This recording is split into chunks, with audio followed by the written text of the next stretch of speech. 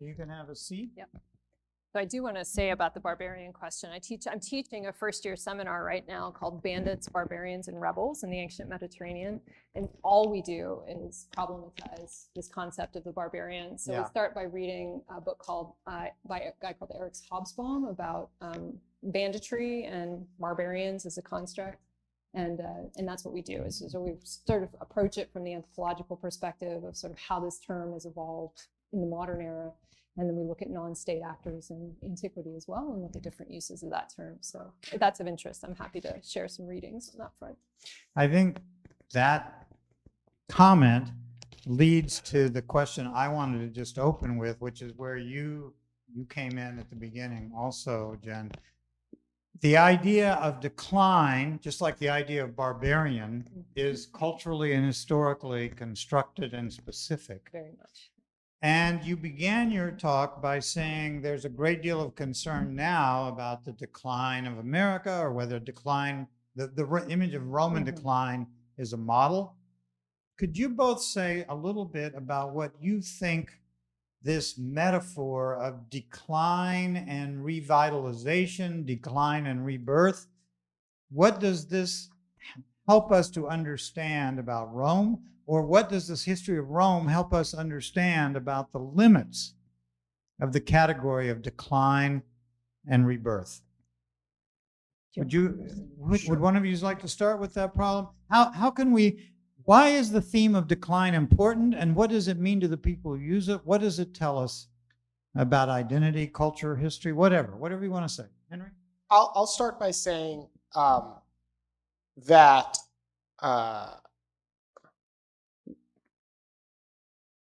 one of the reasons that I think that the example of Roman decline, or the question of Roman decline, is so evocative to us is that it's a question that the Romans themselves were very interested in and very preoccupied by. The Romans often talk about, their own moral decline from an imagined state of greater virtue in the past, sort of obsessively, and that builds in this idea within Roman culture that there is always already a decline of virtus, of something that they need to get back.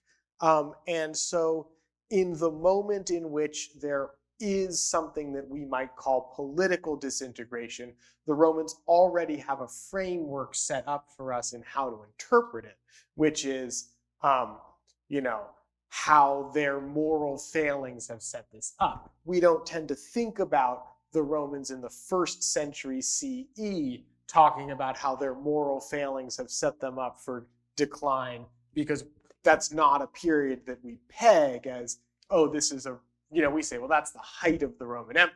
But they're saying we've lost the Republican virtue that brought us to this point and everything is collapsing. So the Roman model exists always there for us as one to think about, because they've in fact set it up that way when they talk about their own society. And sort of subsidiary to that, when we talk about that decline and when they talk about that decline, they're really focusing on the fortunes of a very narrow band of the population. I focused on primarily the rich landowning class of late Roman Spain.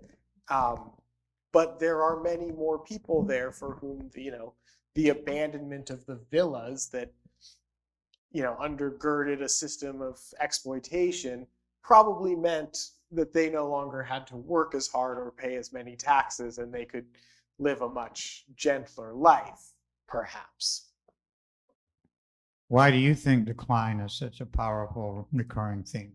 Yeah, I think, so I do think, and I'm glad Henry raised that this is, the Romans did program us to think in this term. They had the golden age, the silver age, they graded themselves in a constant process of anxiety and self-reflection, which makes us, it's one of the things that I think it makes us over-identify with the Romans in a sort of bizarre way.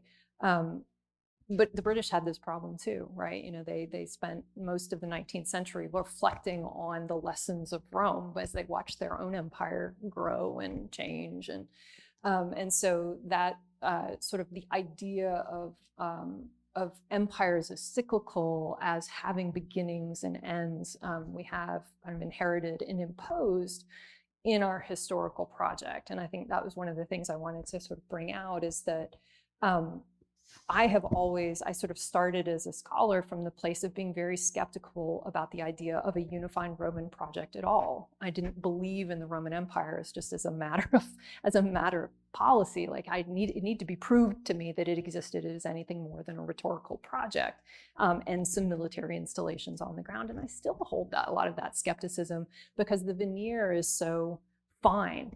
And so thin in a lot of the places where I work, and doesn't have a lot of durability or penetration. It just doesn't.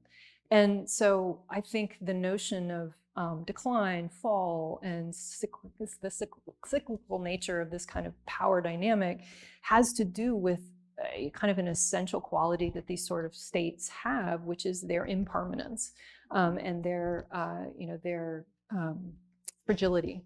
And so I think that that's a piece of it. And Rome as a think piece, as a think project, because it's gone, it's not with us anymore, is its kind of receptiveness to that is in part related to their own rhetorical structures, but is also has to do with our over-identification, which we've inherited from Western Europe with this particular empire.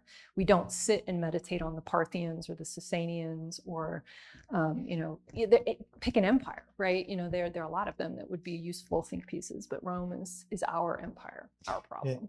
It is interesting that in American history, the narrative of decline has always been there, even since the 18th century. Absolutely. We've had a fall since the founding fathers, but there's always also the narrative of progress. I guess the ultimate narrative is decline from the Garden of Eden. It's been all downhill ever since. Okay. Yes, the decline is part of nature itself. We started from the smallest of the small. From there, the Big Bang came. And now we talk about the whole universe itself shrinking back. So this is part of nature, and we can do nothing about it. Yeah. So we're all on the downhill slide. But this is like, this kind of Oh gets my at it. gosh. Where did that come up from? on purpose. I just put that. So I maintain this slide, which I add to whenever I hear somebody give a new reason why Rome fell. If you do, I will give this to you. I love it. Keep adding all the different reasons people come up with.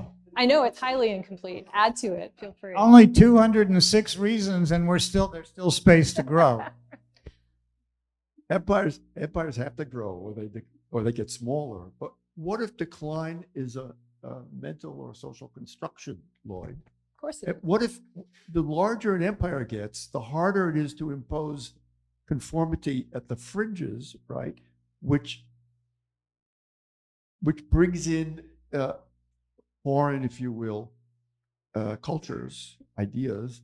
What if we, instead of thinking of empires as declining, we think of an historical process of integration?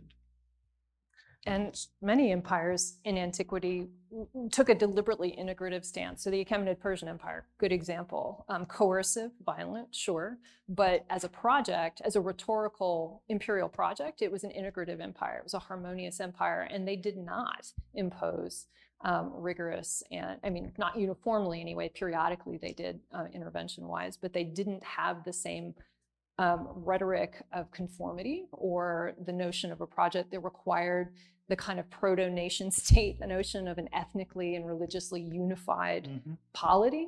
That is a modern invention. There is no ancient state that had the same kind of, that I'm aware of in the West. I can't speak to the Asian imperial projects. I just don't know enough about that. But in Western Europe and in South America and places like that, this notion of ethnic, religious, or there are lots of different ways to parse that, but the notion of uniformity or of a shared identity is modern. That is a modern idea. Ancient empires, including the Romans, had no concept of imposing. Well, and it's impossible in a period of, Yeah, So, they're extractive. it's the contrast between nationalism and imperialism, Yes. although nationalism. Although, yeah, I think a lot Yeah. of empires are also So, nationalist. Henry, did you want to Yeah. respond to that comment about the margins of empires and multiculturalism? Yes, because I do think that in the period, certainly in the West and maybe in the East too, maybe that there is a shift in this period. And I think there's a double shift that I think is important, which is the rise of Christianity. Yeah. And I think that Yes. one way that Romans themselves go about thinking about this decline is by shifting, this political fragmentation, certainly in the West, is by reframing it. So Augustine of Hippo, very prolific author and a bishop, the late Augustine, as opposed to the early Augustine, writes, among many works, a very important book, The City of God. And in the City of God, Augustine, which he begins very soon after the sack of Rome by the Visigoths in 410, to respond specifically to refugees who have come to North Africa, basically saying, okay, so we converted to Christianity and now look what happens. I mean, the Romans really thought of their religion as a scientifically tested sort of project. Well, doesn't this prove that Christianity is wrong? And Augustine really begins this book addressing that specific issue, and by the end of it has come to reconceptualize what the empire is, to say that what is important is not the city of man, this particular political institution, but what is most important is the community of believers, the city of God, and in fact, the barbarians who are coming to enter the empire and then are becoming themselves Christianized are being able to enter into the city of God as part of this triumph. And so that totally reformulates the object of inquiry away from the Roman state and towards the Christian community. But at the same time, by replacing the Roman political state with the Christian community, you also raise, I think for the first time, this idea that everyone needs to be uniform. And so you get issues like heresy and the homogeneity of belief in a way that you never did in an earlier Roman or other empire. So in that respect, you can connect religion to nationalism. We could do another seminar on that problem as well. We have a comment or question? A month ago, in the Times Literary Supplement, Mary Beard did a review of the new biography by Peter Brown. And there is one sentence I want to read in which she said, his signature achievement is the wholesale reinterpretation of the period between 200 and 700 CE. That is between the end of pagan classicism and the beginning of the Middle Age proper.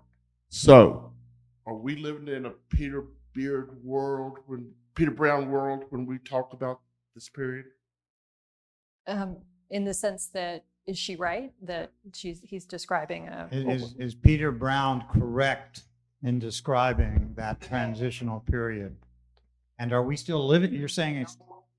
Is this another one? The study of this period, the Peter Brown study of this period. You're the specialist. Well, Peter Brown is now the iconic figure in the field. I think Peter Brown's World of Late Antiquity is the most important book that's been written about this period in the last 100 years. I mean, 200. That's pretty significant. It's an extremely, and it's a very short, good book with no footnotes. I don't know if that's a pro or a con. It's 216 pages. And I mean, there's certainly before Peter Brown's World of Late Antiquity and after Peter Brown's World of Late Antiquity. I think that certainly our understanding of the period from 250 to 750 as a legitimate object of inquiry in its own right, rather than merely as the decline of something else, is extremely important and is, I mean, just an incredible legacy of Peter Brown.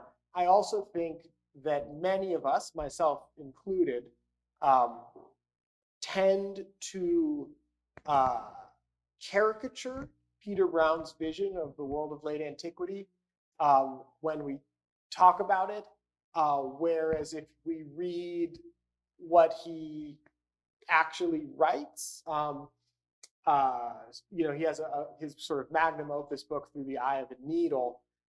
Actually, the story that he tells when you're reading 750 pages of his prose is much more complex and actually much more similar to the traditional narrative than the 5 minutes that we say what this study is like after Peter Brown.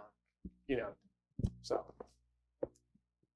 I mean, didn't Edward Gibbon already lay out the decline and fall of the Roman Empire as the decisive transitional moment?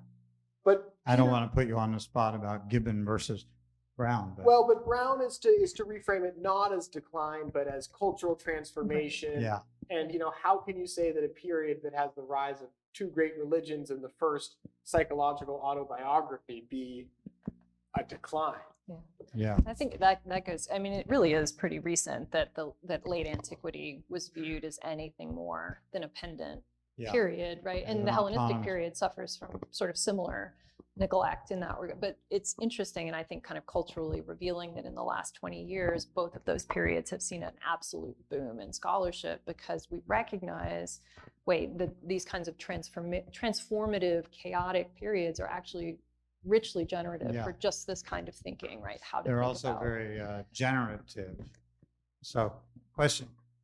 I note that number 39 says conservatism, and I wonder how you compare what's going on today, the apparent desire to degrade our institutions, with number 39.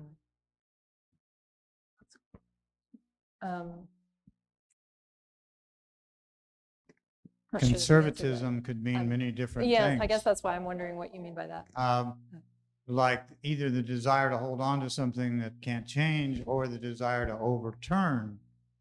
But so what does it mean on your list? Yeah. So this is what it means here is in that context is a lack of flexibility, a lack of adaptability in the context of Roman imperial policy. That's what it means on this kind of half tongue-in-cheek list of all the ways that people have said that Rome fell. So I think, you know, okay, so I'm going to speak from my own perspective of the way that, you know, again, having gone through all of these hand-wringing articles about are we Rome, et cetera, is the notion of what Rome represents has very little connection to Peter Brown's work or, you know, Henry's or whatever. It's an abstraction of a notion of an ideal and virtuous state. That's what it seems like to me in these essays, which are very learned and thoughtful and earnest and anxious and all, you know, all kinds of things. And they're written from different perspectives. So the utility of Rome as an example of dynamic flexibility, or of a kind of pure state that has to be restored and protected, and it's often the Republic that they're talking about when they talk about, so sort of, are we Rome? It's the virtuous Republic and the degenerate empire, and we're in our late empire stage, right? That's what a lot of these writers are saying. And the virtuous pure state was the Republic before the late Republic, and that's exactly what the Romans thought, right? That was their own self-critique. It's mirroring in this really interesting way the same anxieties that the Romans had about themselves. But when I think a lot of writers who want to restore, take us back to an ideal and virtuous state, disagree profoundly with each other about what the characteristics were of that ideal state. And it is a historical construct. Just like, you know, just as an example of this is kind of silly, but when Trump, in his first president, in his term, later in his term, decreed that no new federal buildings could be built in any style other than Roman style. That's what he said. not realizing, of course, that neoclassicism is not Roman, right, at all. It's a digestion of Roman layered through, 19th century and the 18th century and all that. So there's this idea of Rome that is what some of conservative thought and sort of meditations go back to, that is a construct itself that really is embedded in the 18th and 19th century and not really in dialogue with Rome at all. This looks like a giant Rorschach test, like everybody projects onto Rome. Yeah, that's kind of the point. What they It's not most worry about. just like it says conservative. I don't know what number it is, but it's liberalism is also up there. Like Liberalism, too liberal, like I don't know what it is, but homosexuality, gluttony, you name it. It's all there. lead poisoning, right? So it's just all. That's why I say it's Rome is like you see what you want to see, right? It becomes something that you can use to argue have a your perspective. I follow a writer, Douglas Murray from the UK. He wrote The Maddening of Crowds, and he was on TV the other day, and it was, I caught just the end of it. Empires that fall have a blending of genders. Have you all found with Rome being what it was, is there any substance to what he says? I would just say on the fact of Roman gender, which is a very interesting subject probably for a different talk, the period of the High Roman Empire, or even the late Roman Republic, is a period in which there is, I'll just say, if you're interested, I recommend the Sarah Rudin translation of Petronius's Satirica, and you can get a lot of really fun, visions of Roman gender and sexuality in its various, I would say, to us sometimes surprising forms. And that was written, 300 years before anyone thought that the empire might fall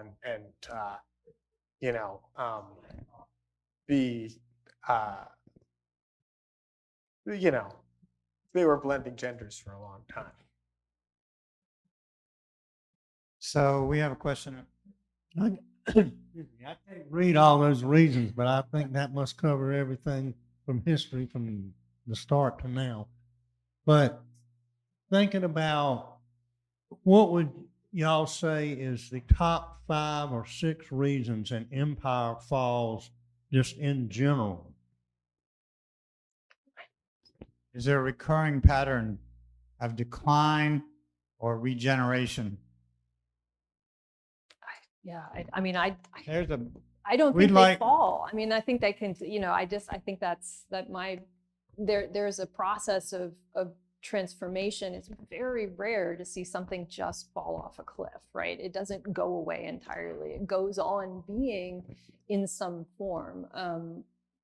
How does political disintegration, attenuation happen? That's probably the question that we could answer. Because I think often imperial constructs have a remarkably durable life in the past. I don't know. I think economy is a big piece of it. I would say, and maybe that's my own perspective as an archaeologist, because what I'm dealing with is the remnants of people's daily activities, which are largely, they're driven, of course, by identity and culture and things like that, but they're also driven by economic capacity and supply and things like that. And I do think that there is a kind of correlation, Henry showed this really well, between access to material resources and complexity in social structures. Those two things tend to go hand in hand. So kind of devolution of complex social structures often seems to go hand in hand with more limited resource bases. And that can mean, decline in agriculture. It can mean population impacts. Those things really do impact the ability of societies to bear complex arrangements, if that makes sense. An empire certainly is a complex arrangement. There was a famous book by Paul Kennedy about the decline of great powers, and they rise to a certain point, then they suffer from imperial overreach, and larger percentages of their budget go to military expansion and defense, and there's like a pattern. They get so big they can't sustain, and then they go into decline. I'll just say in the Roman West, the fundamental weakness comes from large-scale tax evasion on the part of the large landowners. That happens in Egypt too. People running into the mountains to avoid their taxes for a period of every year. Like there are tax vacations, and people run into the wadis and live in these little colonies until the tax farming period is gone. And yeah, things start to come apart after that. So yeah, finances. We have another comment. What Lloyd has said brings to mind the demise of the British Empire, and the other empire that I'm curious about, whether there are any analogies, is the Soviet Union, as it collapsed, often probably because it could not control all of the states within its boundaries. So I mentioned a quote earlier by a scholar, Walter Goffert, that the Roman Empire, the fall of the Western Roman Empire was an imaginative exercise that got a little bit out of hand. And what he was talking about is that as the central Roman state in the West deals with its successive issues, it devolves more and more authority on local governance. Empowering local landowners first to collect taxes for the Roman state and then to collect taxes themselves and spend them rather than sort of send them on to the Roman state. And what you get over the period of a generation or two is self-government that suddenly just becomes no government. Suddenly every landowner is collecting the taxes for 20 to 30 miles around, and rather than sending money up to the Roman government that's going to then pay the army, they just hire private bodyguards, and suddenly you have some of them, you have local churches that are in charge of dealing with, social services. You have local aristocrats who have their private bodyguards, and then suddenly, without anybody noticing, you're in the Middle Ages and you have lords with their private retinues and the strong church, and kind of no one noticed that the empire went away. So I think there is this real disintegration within a generation or two in the Roman West due to the fact that the state loses its central authority to do things like collect taxes and pay for an army that's answerable to the state rather than private landowners. But I think that when you put it in the terms that Goffert puts it in, you get this idea that no one noticed. But I think very quickly people did begin to notice that, all of the things, suddenly when there aren't people carrying shiploads of grain to feed the army on the Rhine frontier from North Africa, they're not bringing plates along with them. And suddenly you can't buy any important plates. I think we're coming to the end of our time. I know there are a couple more comments on the Zoom, but I'm afraid we've kind of covered some of the themes, so I apologize to those who didn't get their questions fully answered. And I think we have come to the point of decline as part of the human condition, which is probably accurate. But there is an amazing historical power in the image of the Roman Empire and its legacy. And I think you've helped us understand that. And this list of the reasons for decline, I mean, I don't know, it's like an eye test for those of you in the back row, but it's a big list. And, I think it's a very interesting example of what we might call the multi-causal aspects of historical change. It's never just one or two things. It's rarely 206, but that doesn't mean it couldn't be 206. That's enough to knock anybody down right there. I want to thank Jennifer Yates Foster and Henry Gruber and all of you. Thank you so much. Thanks to those of you on Zoom, and please drop your evaluation forms in. There's a box out here. You could drop those off, and any ideas you may have for future seminars. And we hope to see you again soon. Thank you again, Jen and Henry. That was great.